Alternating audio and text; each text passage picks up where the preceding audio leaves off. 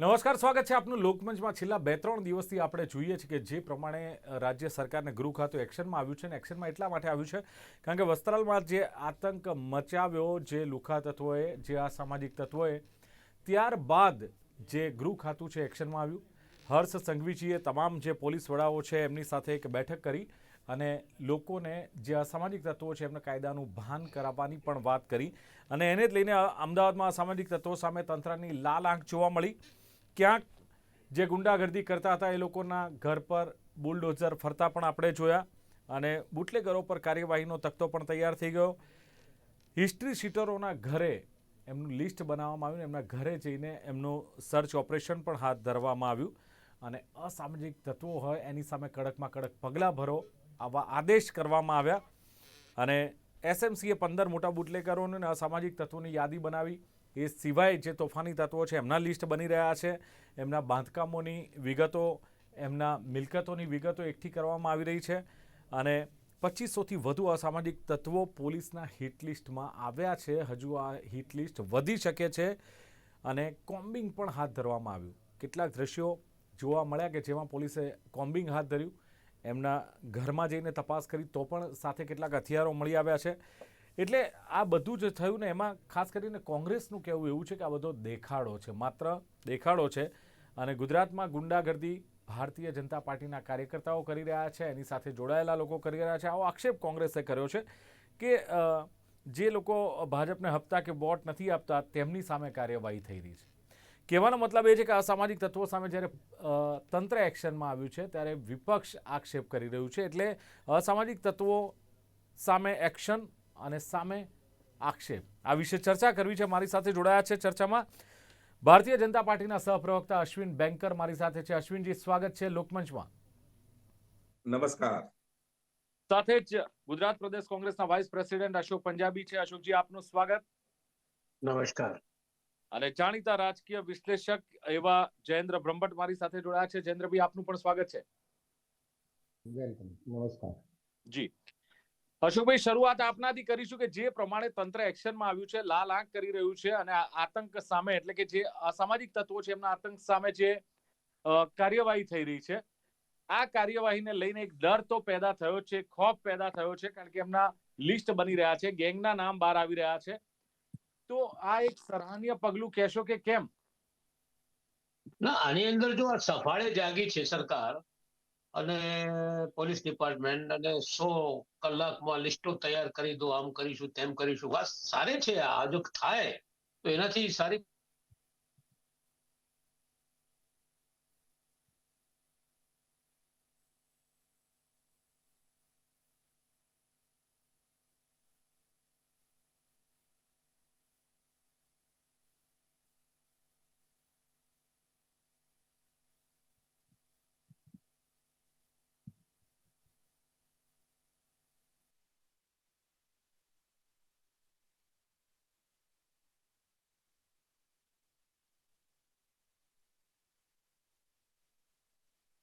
સામાજિક તત્વો દ્વારા જે આતંક મચાવવામાં આવ્યો હતો અને જે આખી એક કાર્યવાહી કરવામાં આવી હતી એને લઈને હવે કયામાં ન હોય જ્યારે ગૃહ વિભાગ અને એક્શનમાં એના કારણે આવ્યું જે છે એ બધા ઘરવાળાને ભોગવવું પડે, એ ક્યાંનો ન્યાય છે? આ કયા હમ પ્રકારનો ન્યાય છે? અને સુપ્રીમ કોર્ટે ના પાડી આ બાબતમાં અને આ ગુજરાતમાં શરૂ થઈ ગયું છે કારણ કે ગુજરાતની અંદર કાયદા વ્યવસ્થાનો પ્રશ્નો બહુ મોટા હતા। હમ મોંઘવારીનો સવાલ બહુ મોટો છે, બેરોજગારીનો સવાલ બહુ મોટો છે, તંત્રમાં ભયંકર ભ્રષ્ટાચાર છે। તમે જો જે કોર્પોરેશનમાં જે કોન્ટ્રાક્ટરને બ્લેક લિસ્ટમાં મૂકી દીધી હોય એને ફરી કોન્ટ્રાક્ટ મળે છે। એટલે આ બધા તરફથી ધ્યાન બીજી તરફ વાળવા આ પ્રકારના એ એક તમાશાઓ છે અને તમાશા કહી શકીએ। તમે 2-4 છોકરાઓને પકડીને જાહેરમાં તમે લાકડી મારો, એનાથી ભય ઉભો થઈ જશે? 1-2 નહીં મકાન એટલે તોડી નાખો, એનાથી ભય ઉભો થઈ જશે? આ બાબતમાં અમે માનીએ છીએ કે આ એક દેખાડો છે અને તમે કાયદાથી મજબૂતીથી પગલા ભરો, અમારો ટેકો છે। આ સરળ નહીં આ પગલું મજબૂત છે કે તમે હા બોલો। અશોકજી, આ મજબૂત કાયદાકીય પગલા છે અને જ્યારે દેખાઈ રહ્યું છે કે ખોફ દેખાઈ રહ્યો છે, એમના વરઘોડા કાઢવામાં આવે છે, એમને જેલમાં મોકલવામાં આવે છે। બીજું, ગેરકાયદેસર જો એમણે પોતાનું બાંધકામ કર્યું હોય તો એની પર બુલડોઝર તો ફરવું જ જોઈએ ને, એમાં ખોટું શું છે? બુલડોઝર તમે કઈ સદીમાં તમે રહો છો? તમે આજથી 500 વર્ષ જૂના જમાનાની વાત કરો છો. તમે ઇસ્લામિક તાનાશાહીની વાત કરો છો. બુલડોઝર ચાલવું જોઈએ એટલે કોના ઘરમાં? એની ઘરમાં બીજા રહેનારા લોકો જે છે એને શું દોષ છે, શું ગુનો છે? એનો શું અપરાધ છે? મને કહેશો તમે યાર, કઈ રીતે દિલીપભાઈ તમે વાત કરો છો? આ તમારા ઘરમાં 6 લોકો રહેતા હોય, તમારે એક નાનો ભાઈ 18-20 વર્ષનો ગુનો કરી આવે અને તમારું મકાન તોડી નાખે બુલડોઝર મૂકીને, આને તમે કાયદો નહીં કહેવો, એટલે આને ન્યાય કહેવો, નહીં, આને એ તમે મકાન માનવતા કહેવો? નહીં, એ મકાન આ તોડે બધું છે ખોટું છે. આ ગેરકાયદેસર ના થવું જોઈએ. ગુનેગારને પણ પકડો, સજા હોય કરો તો કાયદાથી. તૂટે ને. તમે ગુનો ના થવા દો. આ દારૂને તમે અશોકભાઈ, ત્યાંથી દારૂ આવે છે ગેરકાયદેસર હોય તો રાજસ્થાનથી. તૂટવું જોઈએ ને.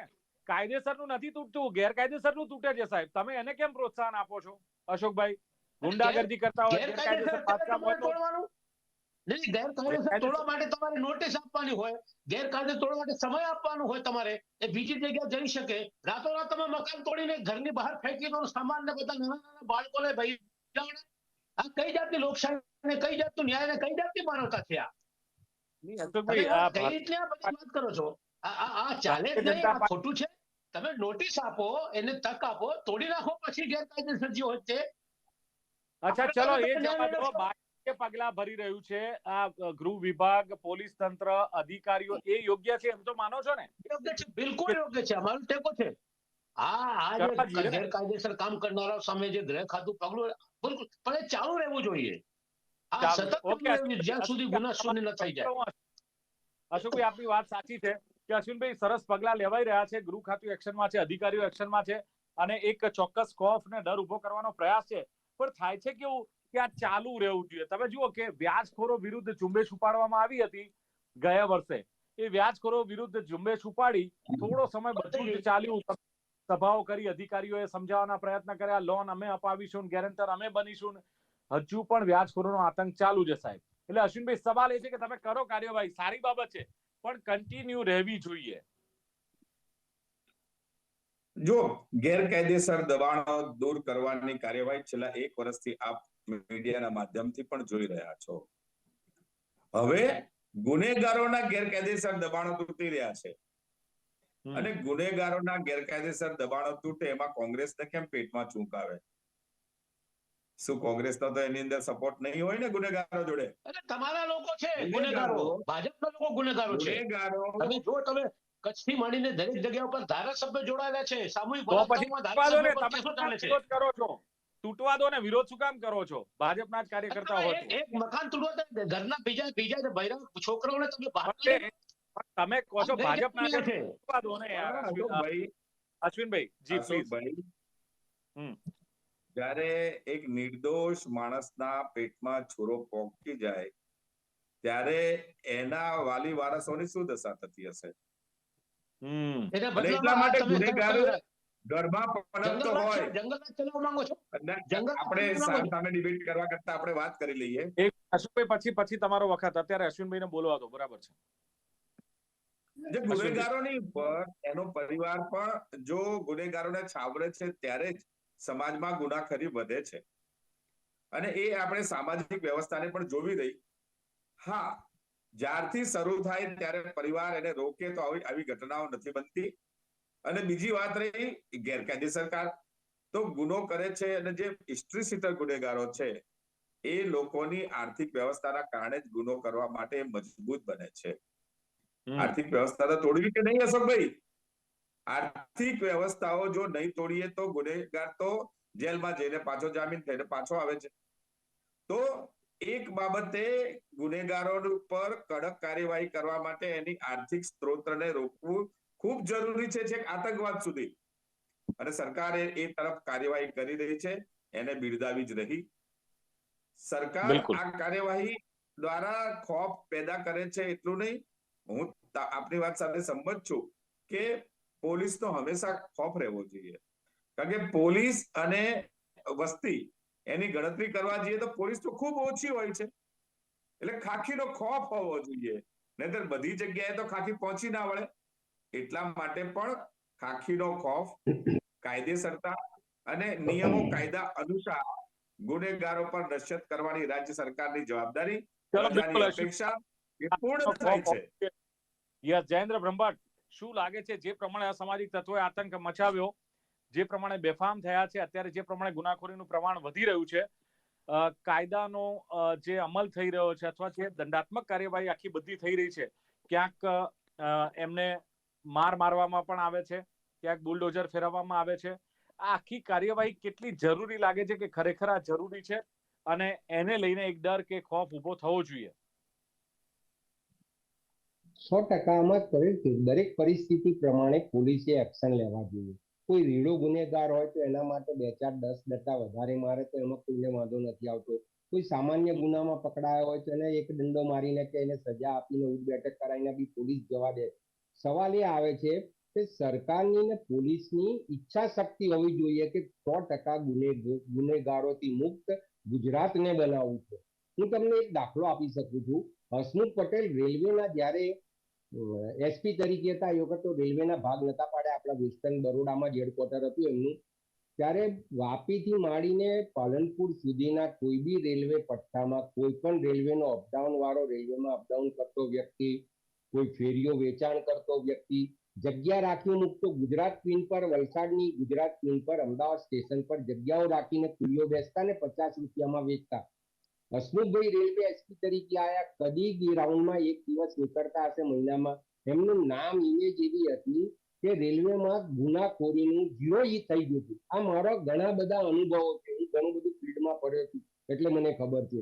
એવા નિલીપ રાય છે કે એમના હાથમાં આવે છે તો એમને ઘણા બધા દારૂના બુટલેગરોને પકડ્યા છે, સટ્ટાના બુટલેગરોને પકડ્યા છે. સવાલ એ આવે છે કે ગુનાખોરી 2 પ્રકારની આવે છે.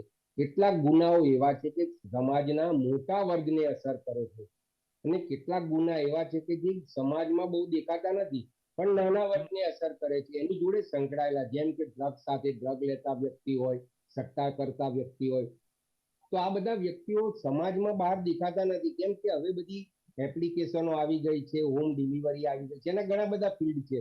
એટલે બેઝિક એવું થાય છે કે સરકાર અને પોલીસ તંત્ર બંને જો મક્કમતાથી ધારીને બેસે કે અમારે આ વસ્તુ કરવી છે.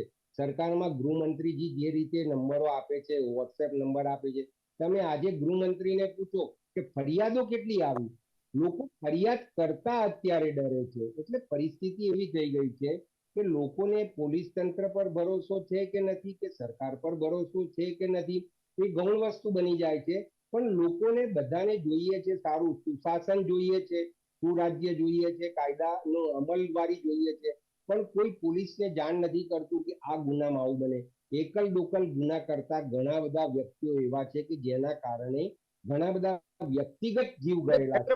નાની વાતાવરણ એવું વાતમાં જેમ જોઈએ એક મિનિટ હા. નાની નાની વાતમાં છરીઓ મારી દેતા ગુનેગારો બી ગુનેગાર જ છે. બુટલેગર, દારૂનો જુગારનો ધંધો કરતો વ્યક્તિ બી અસામાજિક તત્વ છે અને નાની નાની વાતોમાં જાહેર માર્ગો પર કે કોઈ બી રહેઠાણ વિસ્તારમાં જઈને છરી મારી દેતા વ્યક્તિ બી ગુનેગાર છે. એ બધાની સામે એક સરખા એક્શન લેવા જોઈએ. જે સ્કૂટીની કરવામાં આવી છે એમાં ઘણી બધી જગ્યાએ કેટલાક વિવાદો લાગે છે. પણ હું એવું માનું કે જ્યારે જાહેર હિતમાં પ્રશ્ન આવતો હોય, જાહેર હિતનું કોઈ કામગીરી આવતી હોય તો પોલીસ તંત્રની કે સરકારની પક્ષ વિપક્ષની ભૂમિકા ભૂલી જઈને આપણે કામગીરીને સરાહનીય કરવી જોઈએ. અને એના સાથે હું સંમત છું, સરકાર સારું ઇનિશિયેટિવ લઈ રહી છે. હર્ષભાઈને કંઈક અત્યારે સારી એવી એક્ટિવ રહીને કામ કરે છે અને હું માનું છું જો લાંબો સમય સુધી કન્ટિન્યુઅસ આ કામગીરી રહેશે તો ગુજરાતની પ્રજાને લોકો એમ કહેશે કે ભાઈ ગુજરાતમાં રહેવા જવું જોઈએ, ગુજરાતમાં કોઈ ગુનાખોરી નથી, રાતે 2 વાગે બી બેન દીકરી એકલી ફરી શકે છે. એ પરિસ્થિતિનું નિર્માણ થાય તો સૌથી સરસ શ્રેષ્ઠ. ચલો, બિલકુલ. એટલે અશોકભાઈ, સવાલ એ છે કે આપણે એમ કહેતા હતા કે ગુજરાતને યુપી બિહાર નથી બનવા દેવું.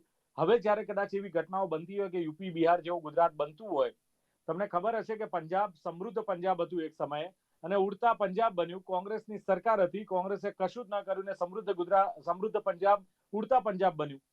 એટલે એવું નથી, સરકાર કોઈ પણ હોય પણ જ્યારે પગલા લેવામાં આવે ત્યારે વિપક્ષ તરીકે તમને નથી લાગતું કે સરાહનીય કામગીરી હોય તો એની સરાહના કરવી જોઈએ? વિપક્ષ એટલે વિરોધ જ કરવો, વિપક્ષ એટલે એને કાઢી જ કાઢવું એવું નહીં.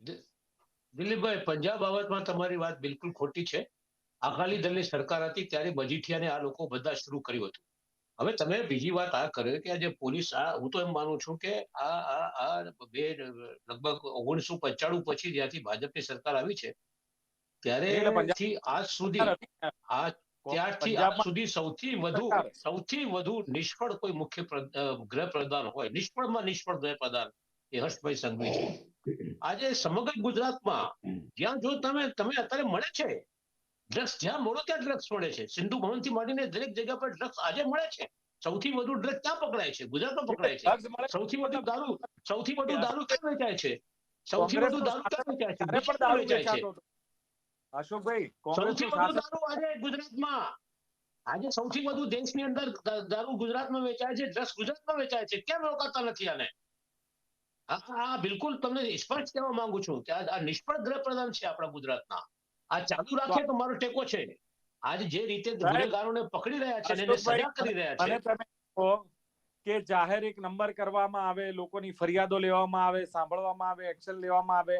હવે તો મુખ્યમંત્રી પણ પોતાનો એક નંબર જાહેર કરી રહ્યા છે કે એની પર પણ તમે સીધી ફરિયાદ કરી શકો. તો આ બધી તો સરાહનીય કામગીરી છે જ ને, એમાં ખોટું શું છે? બહુ સારી કામગીરી થાય ને, એનું અમલ તો અરે દિલીપભાઈ, તમે કેમ આટલા ફૂલાફૂલી એનું અમલ તો થવા દો, અમલ તો થવા દો. હું તમને કહું, મારો પોતાનો એક દાખલો છે. એક જગ્યા ઉપર મેં એક દારૂના અડ્ડાવાળાની મેં વાત કરી પોલીસ ઇન્સ્પેક્ટરને કે આ દારૂનો અડ્ડો તમે બંધ કરો ભાઈ. તો દારૂના અડ્ડાવાળાનો ફોન આવી ગયો કે તમારી ખિલાફમાં તમે કેમ કરો છો? પોલીસમાં કોઈ ફરિયાદ કરવા જાય તો ગુનેગારોને બીજા દિવસે 1 કલાકમાં ખબર પડી જાય છે. આ મિલી ભગત તો થોડો સૌથી પહેલા આ પોલીસ વાળા જે મળેલા છે ગુનેગારો સાથે, દારૂવાળા સાથે, અડ્ડાવાળા સાથે, જમીન ભૂમાવ્યા, આ જે ભૂમાફિયાઓ છે એની સાથે આજે પોલીસ અને ગુનેગારોને મિલી ભગત છે. ઘણા આઈપીએસ ઓફિસર ઘણા સારા છે. હું નિર્દિલ પ્રાયની વાત કરી, હું સ્વીકાર કરું છું કે સારા ઘણા અધિકારી. Hasmukh Patel, he was a very great police officer. હું એને સલામ મારું છું તમારી હાજરીમાં. પણ અમુક લોકો જે છે જે મિલી ભગત સાથે જે ચાલી રહ્યા છે ગુનેગારો સાથે, એ ગુનેગારી તમારે તોડવી જોઈએ. મિલી ભગત તમારે તોડવી જોઈએ. સાચી વાત કહીએ તો એમાં ખરાબ નથી. અમારું કામ સરકારનું કાન પકડવાનું છે ને આંખ ખોલવાની છે. તમે ફૂલને ફૂક્કા થઈ જાઓ, 4 છોકરાઓને જાહેરમાં મારી દો, 2 મકાનો તોડી દો એટલે બધું કાયદો વ્યવસ્થા બરાબર થઈ ગઈ. આ કયા પ્રકારનું તમે તંત્ર ઉભી કરી રહ્યા છો દિલીપભાઈ? આખા મીડિયાની અંદર આને તમે મહિમા મંડિત કરવા માંડ્યા છો. અશ્વિનભાઈ, એક વસ્તુ તો છે જ કે આ મિલી ભગત જે આવે છે કે સામાન્ય નાગરિક તમે જુઓ કે ફરિયાદ કરતા ડરે છે. સાહેબ, તમે ઓનલાઈન આપો કે ફોનલાઈન આપો, પણ એને ડર છે કે મારો નંબર કે મારું નામ જો ક્યાંક પહોંચી ગયું તો. એટલે ક્યાંક પોલીસ, જે કહ્યું એમ બધા જ એવા નથી હોતા, પણ મોટે ભાગે પોલીસની આ રાડ હોય છે કે કોઈ ફરિયાદ કરવા જાય તો પોલીસ સામેવાળા લુખા તત્વ હોય કે સામાજિક તત્વ હોય કે બુટલેગર હોય, એની જોડે એની ગોઠવણ હોય એટલે નામ પહોંચી જતું હોય છે. એટલે આ દૂર કરવું જોઈએ એવું અશોકભાઈનું કહેવું છે ને એ વાતમાં આપનું શું કહેવું છે? જો આજે અશોકભાઈ છે ને, કોઈક કારણોસર એમને એમ લાગે છે કે આ કાર્યવાહી ખોટી થઈ રહી છે. કદાચ ક્યાંક એમનો કોર્નર ક્યાંક દબાતો લાગે છે. આમ પણ કોંગ્રેસના ઘણા બધા આગેવાનો ગુનેગારો સાથે એમની સાંઠગાંઠ હોય છે, એ જગ જાહેર વાત છે. એ પાછળ જોઈએ આપણે કેટલા ગુનેગારો પકડાયા, કેટલા પકડાયા છે પાછળ ભાજપના? તમે પાછળ કોંગ્રેસ જોઈએ. ઉપર પોલિટિકલ અટેક કરો તો સાંભળવાની પણ ટેવ રાખવી પડે. હા, અશોકભાઈ, સાંભળવું પણ પડે. 15 જ છો તમે. સાંભળો અશોકભાઈ પ્લીઝ. હા અશ્વિનભાઈ. અશોકભાઈ એ વિચારે કે જ્યારે કોંગ્રેસનું શાસન હતું ત્યારે રાજકોટથી અમદાવાદ આવવું હોય તો પૂછવું પડતું હતું કે ભાઈ કરફ્યુ, ભાઈ કેટલા સ્ટેબિંગ થયા, અરે દારૂના મસ મોટા કેવડા મોટા 30 વર્ષ થઈ ગયા ને. એ લતીફ કોના ઈશારે હતા? એ મુખ્યમંત્રીના બંગલામાંથી રાજ્યાશ્રય મેળવેલા ગુનેગારો કેટલા બધા હતા? એના કરતા તારે પરિસ્થિતિ સારી છે તો નિષ્ફળતા કેવી રીતે થઈ? કામ કરે એટલે નિષ્ફળ? મુખ્યમંત્રી અને રાજ્યના ગૃહમંત્રી કામ કરે તો નિષ્ફળ, કામ ના કરે તો નિષ્ફળ કહેવાય અશોકભાઈ. અને કામ કરીને બતાવે છે, પ્રજાને એનો વિશ્વાસ જતાવે છે. કોઈ પણ ચમરબંધીને છોડતા નથી, કોઈ પણ હોય. એમાં કોઈ પણ ભાજપનો નેતા પણ આવી ગયો હોય તો એ છૂટ્યો એવા દાખલા નથી. ગુનેગારો બેફામ બન્યા છે. અમે ભૂલતા નથી. કોંગ્રેસ એની બેજવાબદારી ભરી વાત કરે છે અને ગુનેગારોને છાવરે છે. શા માટે છાવરે છે? અહીંયા અશોકભાઈ બોલે છે, ત્યાં પેલા રાજકોટ ભાઈ ઇન્દ્રનીલ બોલે છે કેમ અમારે કાર્યવાહી નહીં કરવાની? અશોકભાઈ બોલે છે અમે તો યાદી આપવા તૈયાર છે, ભાજપના ગુનેગારોની યાદી આપવા તૈયાર છે. યાદી લો તમે, જે ભાજપના ગુનેગારો છે માંગો. તમને નંબર આપો છે ક્રાઇમ બ્રાન્ચનો, ત્યાં આપો. હું ખાતરી આપું છું કે જે પણ ગુનેગાર હશે એને પકડી લેવામાં આવશે. ઇન્દ્રનીલ પાસે યાદી છે, યાદી ભાજપના ગુનેગારોની યાદી છે આખી. રાજકીય રોટલા શેકવા, પ્રસિદ્ધિ કરવા માટે ઇન્દ્રનીલ આ કરી રહ્યા છે. નહીં, કોણ નહીં, બોલે છે? તમારે બધાને રાજકીય પ્રસિદ્ધિ લેવી છે, કારણ કે અશોકભાઈ, પ્રજાનું સમર્થન છે નહીં. અશ્વિનભાઈ, માની લો કે અશોકભાઈ બોલે છે કે ઇન્દ્રનીલ રાજગુરુ બોલે છે, તો આપણે એમ સમજીએ કે વિપક્ષમાં છે, કોંગ્રેસમાં છે, પણ કુમાર કાનાણી એમ કે પોલીસે કરેલું ઉઘરાણું એ હપ્તા લેતા ગલીના ગુંડા જેવું છે અને પોલીસ કર્મીઓનું કાયદા મુજબ સરઘસ કાઢવું જોઈએ. આ તો અશોકભાઈ કે ઇન્દ્રનીલ નથી બોલતા ને, તમારા ધારાસભ્ય ભારતીય જનતા પાર્ટીના કુમાર કાનાણી બોલે છે. જો એમના લોકો બોલે છે.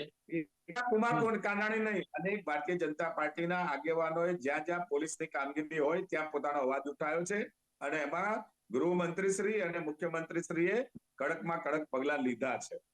એવું બને ઓકે કે આજે બે અધિકારીઓને આપણે નામ લઈએ છે કે હસમુખભાઈ પટેલ સાહેબ અને લીલીપ રાય, આ બંને લોકો સારી કામગીરી કરે છે, ત્યારે ઘણા એવા અધિકારી છે, ઘણા એવા પોલીસના ઇન્સ્પેક્ટર છે જે પોતાના તાબામાં આવતું કામગીરી નથી કરતા. તો એના માટે તો વાદો વિરોધ હોઈ શકે, એ બધાને હોઈ શકે, એ જનતાનું કામ છે. કેટલો વિશ્વાસ, જયેન્દ્રભાઈ, કેટલો વિશ્વાસ રાખી શકાય કે જે પ્રમાણે કાર્યવાહી થઈ રહી છે એને લઈને આવનારા દિવસોમાં ગુજરાતમાં શાંતિ ને સલામતી રહે ને આપણે બિહાર કે જે યુપીની વાતો કરતા હોઈએ છીએ તરફ ગુજરાત ન જાય? 100% વિશ્વાસ રખાય. એના 2-3 કારણો છે. સ્વાભાવિકપણે એવું છે કે જે સામાન્ય ગુનેગારો છે, A grade, B grade, C ગ્રેડના ગુનેગારોની જે આપણે એનાલિસિસ કરીએ તે પ્રમાણે અમુક ગુનેગારો એવા છે કે જે સરકારના આ એક્શનથી ગુનાખોરી બંધ તો નહીં કરી શકે, કેમ કે એમની લોહીમાં પ્રકૃતિમાં આવી ગયું હોય છે, પણ ગુનાખોરીનું જે રૂટીન એમનું હતો, જે ધંધો બનાવી દીધેલો હતો, એમાં થોડો ભયનો માહોલ, બીકનો માહોલ 100% આવે. એમને પણ એમ થાય કે મારો બી પરિવાર છે, મારું બી મકાન છે, અને આ બધા જ લોકોના જે 2 નંબરના પૈસાથી જે પ્રોપર્ટી એસેટ બનાવેલી છે, એ મહા મહેનતે મોટા મહેલ જેવા બંગલા બી સટ્ટા બજારના લોકોએ બનાવ્યા છે કે દારૂવાળાએ બનાવ્યા. પણ જયેન્દ્રભાઈ, ક્યારેક એવું બને ને, મેં કહ્યું એમ વ્યાજ, જયેન્દ્રભાઈ, આ વ્યાજખોરોની વાત થઈ ને, ગયા વર્ષે જ આપણે વ્યાજખોરો વિશે ચર્ચા કરતા હતા કે સરકારે સરસ કામ કર્યું છે, સરાહનીય છે, પણ છે જ વ્યાજખોરોનો ત્રાસ. તો આ એક ઉભરો આવીને જે સમય જતો હોય છે એ એવું ન થવું જોઈએ એમ. એમાં જે અશોકભાઈએ વાત કરી કે ગૃહમંત્રી ફેલ છે, હું તો પ્રબોધ રાવલથી માંડીને લગભગ 15 ગૃહમંત્રીઓના ઘણા બધા પોર્ટફોલિયોથી હું જાણકાર છું. કોઈ વ્યક્તિગત મને નથી ઓળખતું, 1-2 ગૃહમંત્રી સિવાય, પણ મેં એવું જોયું છે કે જે જુવાનીની જોશ છે હર્ષ સંઘવીમાં, એ જોશને પ્રોપર રીતે ગાઈડલાઈન કરવી પડે. અધિકારીઓને સૂચના આપી દે કે ઓર્ડર આપે, નંબર આપે, પણ જે આવી રીતે વિપક્ષને બી એક સ્ટેજ મળે છે કે ગુનેગારો ભાજપના છે કે અશ્વિનભાઈ એમ કે છે કોંગ્રેસના છે. સ્વાભાવિક થાય છે શું કે ચૂંટણી દરમિયાન આ ધંધામાં સંકળાયેલા ઘણા બધા લોકો જોડે માસ સમૂહ કનેક્ટિવ હોય છે.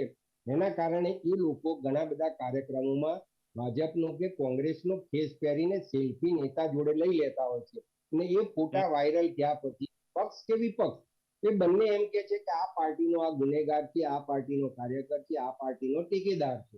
સ્વાભાવિક રીતે દરેક પક્ષ અને વિપક્ષ એકબીજાના પ્રત્યે આક્ષેપો કરે, પણ પરિસ્થિતિ એ થાય કે એ કોઈ બી પક્ષમાં હોય, સરકારની ફરજમાં આવે, પોલીસ તંત્રની ફરજમાં આવે કે બહુજન હિતાય બહુજન સુખાય માટે એમને કાયદાનું, ભારતીય ન્યાય સંહિતાના જે કલમોને ફંડામેન્ટલ રાઇટ્સ આપેલા છે, બિલકુલ ફંડામેન્ટલ જે રાઇટ્સ છે એ મેન્ટેન કરવા માટે.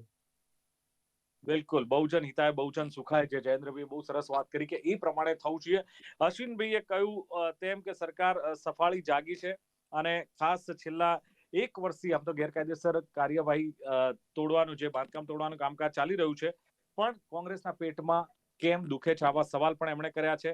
અને બીજી વસ્તુ એ છે કે હિસ્ટ્રી શીટરોની જે આર્થિક જે વ્યવસ્થા છે એ જો ભાગી નાખવામાં આવે તો ચોક્કસ એ પણ તોડવી જરૂરી છે. અને સાથે જ અશોક પંજાબીએ પણ જે પ્રમાણે વાત કરી કે ભ્રષ્ટાચાર વધ્યો છે, બુલડોઝર ફેરવવાનું અને તાનાશાહી જે આ સરકારની વધી છે, એ સવાલ પણ એમણે ઉઠાવ્યા. મિલી ભગત હોય છે, એમનું કહેવું છે કે સરકારના જે એટલે કે ભારતીય જનતા પાર્ટીના કાર્યકર્તાઓ છે, નેતાઓ છે, એમની મિલી ભગત હોય છે, પોલીસ સાથે પણ મિલી ભગત હોય છે, અને એને લઈને સીધા ભ્રષ્ટાચારમાં ભારતીય જનતા પાર્ટીના લોકો પણ સામેલ છે. અશોકભાઈએ પણ આક્ષેપ કર્યો છે. પણ જયેન્દ્રભાઈએ કહ્યું એમ કે દરેક પરિસ્થિતિ પ્રમાણે ગુનેગારોને સજા તો થવી જોઈએ, અને પોલીસ એક સારી કામગીરી કરી રહી છે. અને સરકાર ને પોલીસની, જયેન્દ્રભાઈનું કેવું છે કે ઈચ્છા શક્તિ હોવી જોઈએ કે ગુનેગારીને ડામી દેવામાં આવે, અને એ ઈચ્છા શક્તિ આગળ ચાલવી જોઈએ. અને જો ઈચ્છા શક્તિ હશે, મક્કમતા હશે, તો જયેન્દ્રભાઈનું કહેવું છે કે ગુનેગારોથી મુક્ત આ ગુજરાત બનવાનું છે. પણ એક સવાલ એ પણ છે, જયેન્દ્રભાઈએ કહ્યું એમ કે લોકો ક્યાંક પોલીસમાં ફરિયાદ કરતા પણ ડરે છે, ઓનલાઈન ફોન કરતા પણ ડરે છે, અને ડર હોય છે કે મારો નંબર કે મારું નામ જાહેર ન થઈ જાય. તો એક વિશ્વાસ આ તંત્ર અને સરકારે અપાવવો પડશે કે ચોક્કસ કોઈ પણ વ્યક્તિ સામે, ગુનેગાર સામે ફરિયાદ કરી શકશે, એનો વાળ પણ વાંકો નહીં થાય. આવો વિશ્વાસ અપાવે અને જે કાર્યવાહી થઈ રહી છે એ કન્ટિન્યુ રહેશે તો ચોક્કસ એની અસર આવનારા દિવસોમાં સમાજમાં દેખાશે. ગુનેગારોમાં એક ખોફ રહેશે, ડર રહેશે, પગના તળિયા તોડી નાખવામાં આવે છે, જેલ ભેગા કરવામાં આવે છે અને વરઘોડા કાઢવામાં આવે છે. પણ જો કાયદાનું કડક પાલન કરાવવામાં આવશે તો ચોક્કસ શાંતિ સ્થપાશે.